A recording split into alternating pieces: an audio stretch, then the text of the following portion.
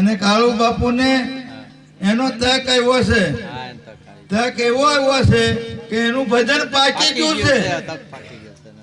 હવે ભજન પાકી ગયું એટલે પંચાયતને અરજી કરું છું કે પંચાયત જે કરો ને તમે એ અમારે કબૂલ મંજૂર છે.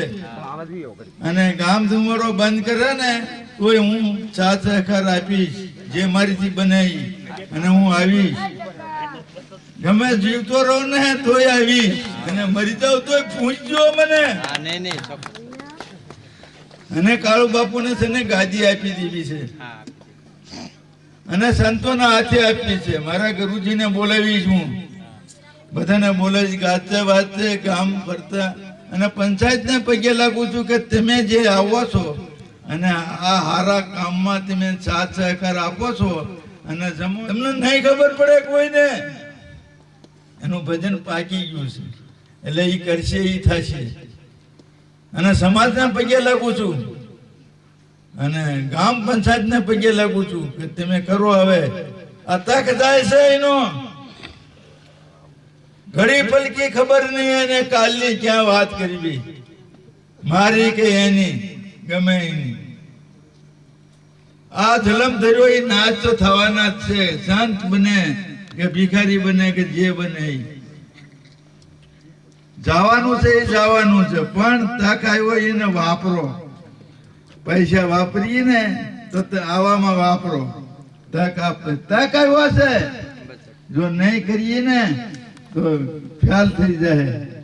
અને રવા જો, હું એમ કહું છું, પગે લાગીને કહું છું સમાજને, રવા જો તમે આને પદ આપી દો, બસ બીજી વાત ગાદી આપી દો. અને ગાદી આપવાની જરૂર છે. એને ઓલાની હારો હાર ચડી દેવાની. ગુરુ પ્રભુદાસ છે ને એની હારે બેહાડી દેવાની, જીવતો બેહાડી દેવો, બીજી વાત નહીં. હું રાજી છું, સંતો રાજી થાય. આવા સંતો છું, આ સંતની હરું ભરું. મારું બોલ્યું ચાલ્યું માફ કરજો ભાઈ. અને મને આવડે ને પંચાયત છે ને માય બાપ છે. અત્યારે જેટલા સાંભળતા છે ને એ બધાને કહું છું કે હું તમારો દાસ છું પગનો, અને આ તમે કરી બતાવશો અને કરશો એવું લાગે છે મને. સદગુરુ દેવની જય, પ્રભુરામ પ્રભુદાસ બાપુની જય, સબ સંતન કી જય, આપ આપના ઈષ્ટ દેવની જય, રામદેવજી મહારાજની જય. રામાપીની સાચું બોલું ને તો તમને એમ થાય કે આ ગાવા આવ્યો છે. ના ના, પદ આપવાનું છે. કાળુદાસ બાપુને પદ આપી દેવાનું છે જીવતા, બીજી વાત નહીં. કે સંત બનાવી દેવો, જ્યાં ટપલું આવી છે ને એના નામની આવી છે. સરકાર સિક્કા મારી દે, પંચાયત સિક્કા મારી દે, અને નહીં મારે ને તો સંતો પાસે હું મરાવીશ, પંચાયત પાસે હું મરાવીશ. ભૂલોમાં કોઈ આ તક જાય છે, તક ખ્યાલમાં હું જોઉં છું, ભાળું છું, બધું જોઉં છું. ને ગામને ગામ જમાવે એમ વાઘરીનું ન જમે. 18 વરણ હરિહર કરે એટલે પ્રસાદી લે. પ્રસાદનો મહિમા મોટો છે. હવે એ પ્રસાદનો મહિમા કોણ જાણીએ કે સંતો જાણીએ. મને ઉગાર્યું તો બજરંગદાસ બાપા હતા ને, એને હું દૂર તો એની હારે બેઠેલો છું.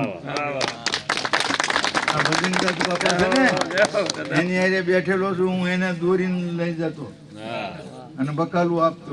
નંદીમાં વાડા કરતા ને એનું બકાલું આપતો, અને જે આપે ને એ લઈ લેતો.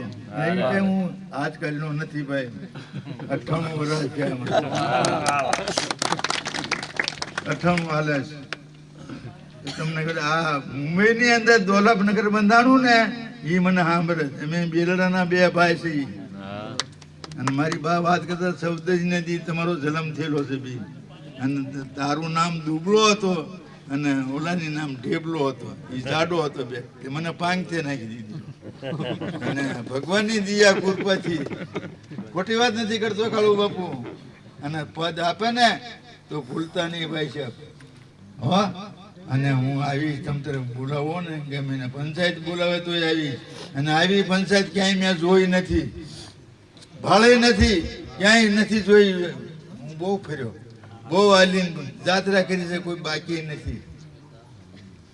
અને સમાજ સારું છે ને, બહુ કર્યું છે અને હજી કરી રહ્યો છું.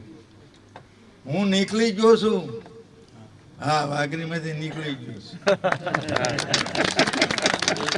શીલદાસ બાપુ અને એમ કાળુ બાપુને કાઢી કાઢવા છે. હા. જય સદગુરુ ભગવાન કી જય. ભજન શરૂ કરો ભાઈ. આયા શીલદાસ બાપુ ને જો બાપુ હવે આપ થોડીક રજૂ કરો, કાંઈ વાંધો નથી, દોર હાથ ચાલુ જ છે બાપુ. ઘડીક શીલદાસ બાપુ ને જો રજૂ કરો. ઊભો નહીં રહે કોઈ. સનાતન ધર્મની જય. રામા પીરની રવજી બાપાની એવું નહીં બોલો. શીલદાસ બાપાની જય. કાળો બાપુની જય. આજથી બધાય આપણે કાળો બાપુ કહેવાનું. સદગુરુદેવની જય.